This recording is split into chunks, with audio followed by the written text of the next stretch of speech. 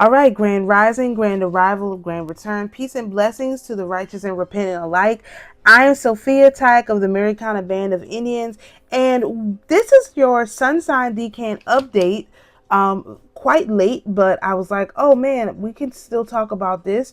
We are moving into Three of Swords energy. So, Three of Swords energy is internal liberation. Now, we first dealt with this energy all the way back when I first started making videos because the North Node was in the Three of Swords energy, but it was coming from the fifth house of Libra and not this one is coming from the seventh house of Aries. So when we dealt with it in fifth house of Libra, the fifth house of Libra is collaborate with partners, understand that sometimes it takes love to fully flourish. But the seventh house of Aries is don't be aggressive when cooperation is required. So the difference between the fifth house and the fifth house of Libra and the seventh house of Aries is that the fifth house of Libra was about specifically about collaboration, whereas the seventh house of Aries is about your aggressiveness in relation to that collaboration. So now we have to actually execute this Three of Swords without being super aggressive. That's going to take a little bit of work because based on the all the other energies we have going on, which is a lot, there's a lot of energies going on.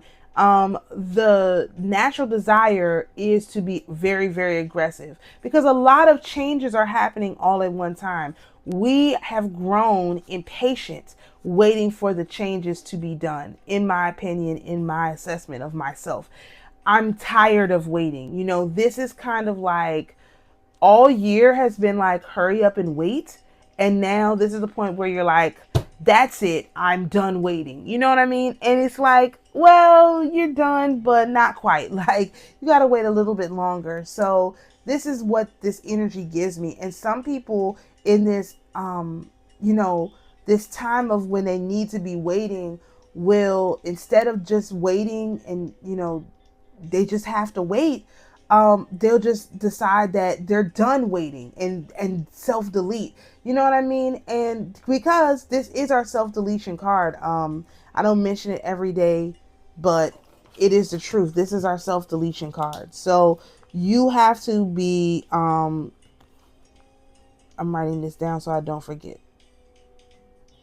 You have to be careful not to be so anxious to move forward that you can't enjoy the path. And that's where that aggression can come in, because as we are going through this stuff and it seems like there's delay after delay after delay, what I've discovered is the problem is you just don't know the timeline. I didn't know the timeline.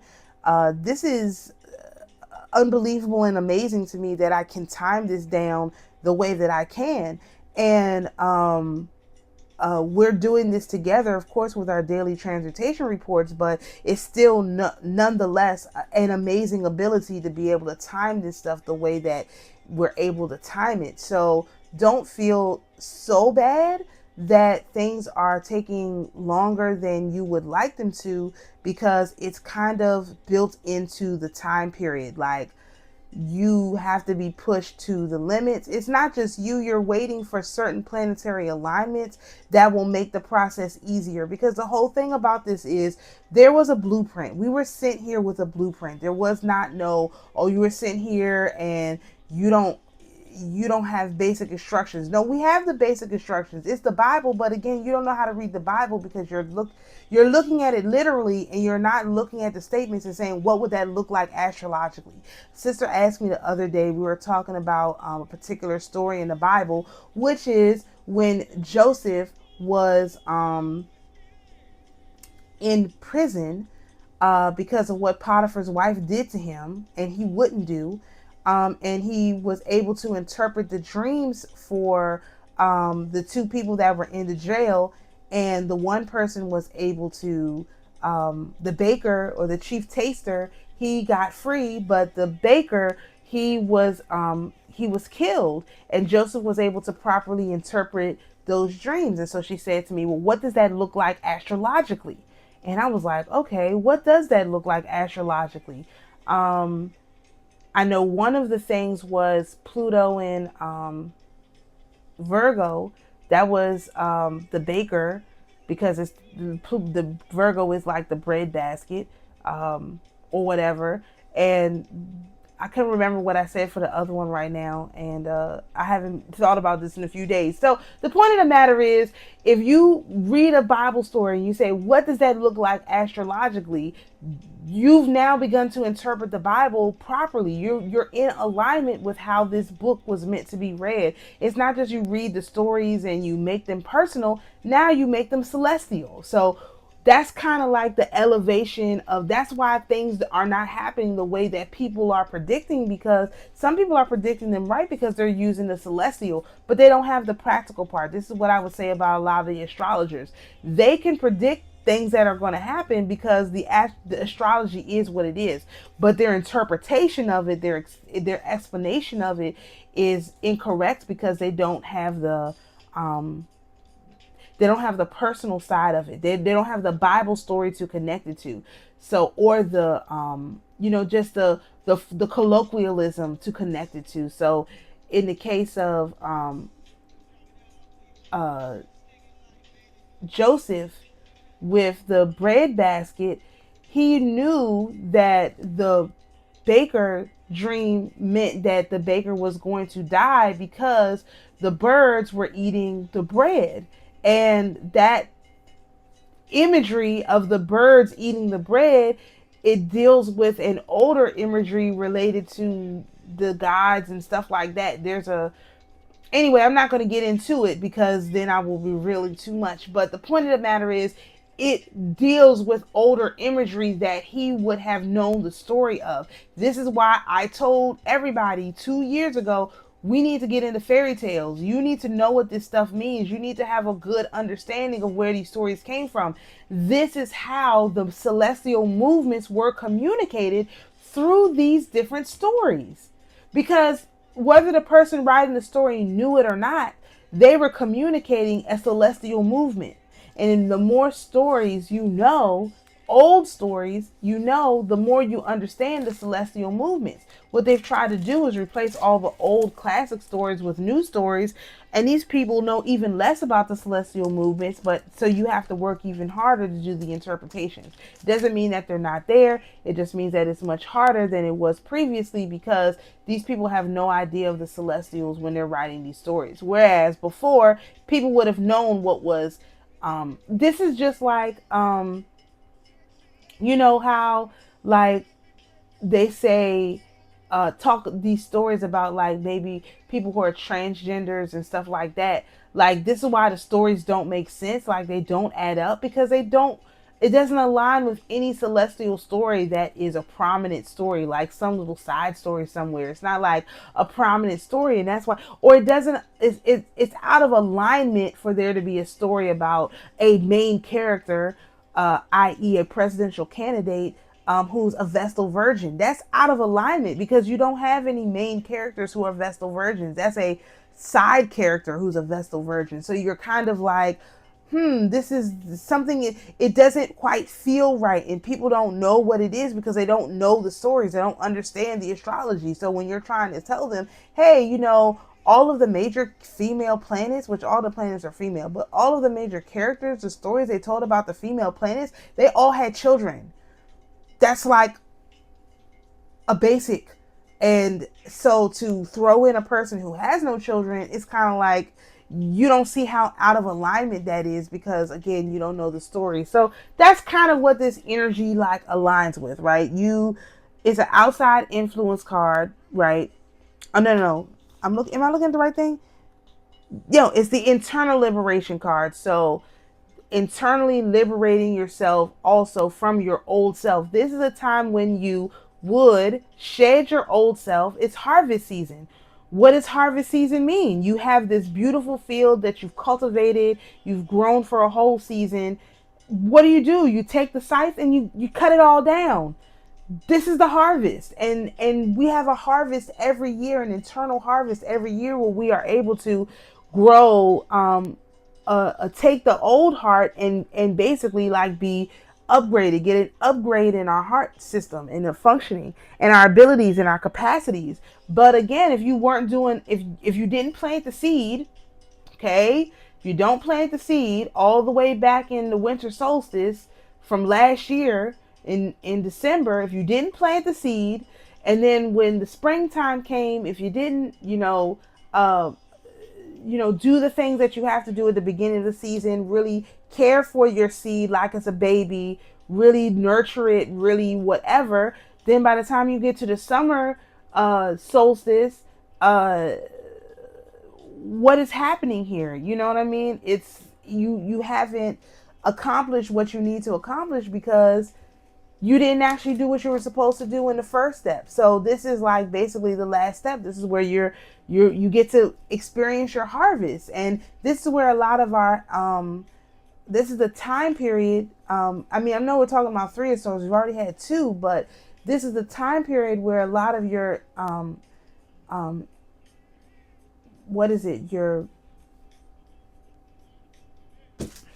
harvest or your inheritance is stolen from you because you don't understand how the cycle goes. Like, you have to be paying attention to the whole cycle. And a lot of times we're not paying attention to the cycle. We miss big chunks, and then it's kind of difficult to come back from that.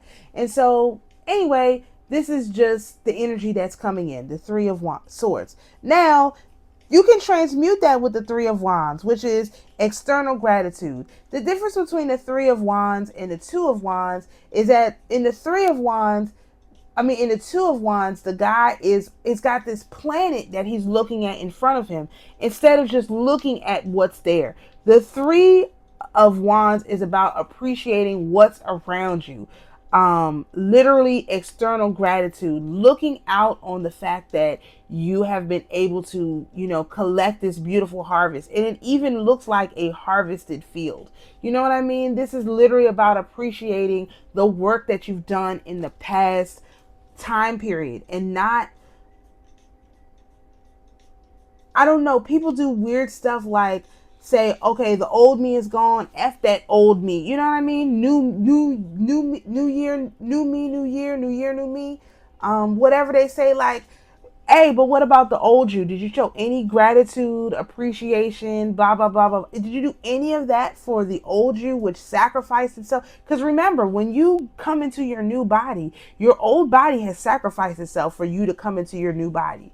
Every day when you wake up, your old self, your yesterday self sacrificed itself at the end of the day so that you could be reborn as the you are today. And this is a time period to reflect upon that and say, wow, the old me, it really did the best that it could do. It sacrificed everything it had to make sure I had what I need for today to start this new cycle. And I'm greatly, deeply appreciative of that. And we have to take the time to do that. It's really, really important. So that's what this time period is. And of course, the 7th house of Aries is to not be aggressive when cooperation is required. Cooperate with the process. Go through the process of mourning the loss of your old self. This is the appropriate time to do that. But and don't be aggressive with your spirit team when they're pointing out to you, hey, the old you did this, the old you did that, they're not pointing it out to you to shove it in your face. This is why people end up self-deleting, because they think they're being shown these things to be shown how much of a failure they are, when really you're being shown the old you so that you can appreciate what the old you sacrificed so that the new you could be here. Same thing. The old earth sacrifice whatever is going on, we have a new earth. The old earth sacrificed itself so that we could have this new earth.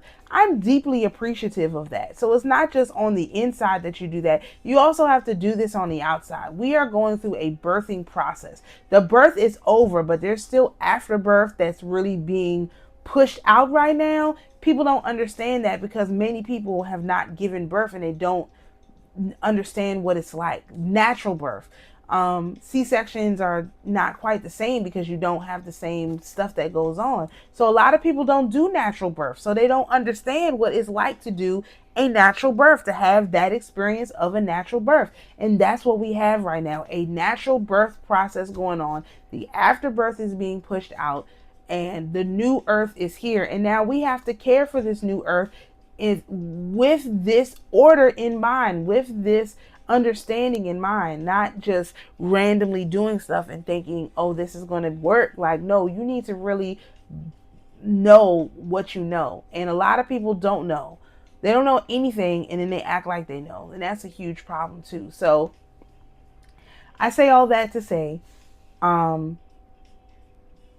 with this particular decan, and this is the second decan of Libra, to take the time to appreciate all the sacrifice that everything has made so that you could be here. And also, this is tied in with the Hebrew stuff, because basically that's what the Feast of Trumpets is. That's what all of this stuff is. They have it built into their calendar, but there's no explanation of why it matters outside of the religion. But this is not a religious thing. This is a cosmic thing. This is, again, I've said that many times, but now I can actually see it. This is not about religion. This is about cosmology. So this is within the cosmic realm. This is how this stuff works. So anyway, I just wanted to give you guys a update on this, on what this energy is like. It is a little bit late, but I still think it's helpful to go over this stuff. So peace and blessings to each and every one of you, and we'll see you in the next video.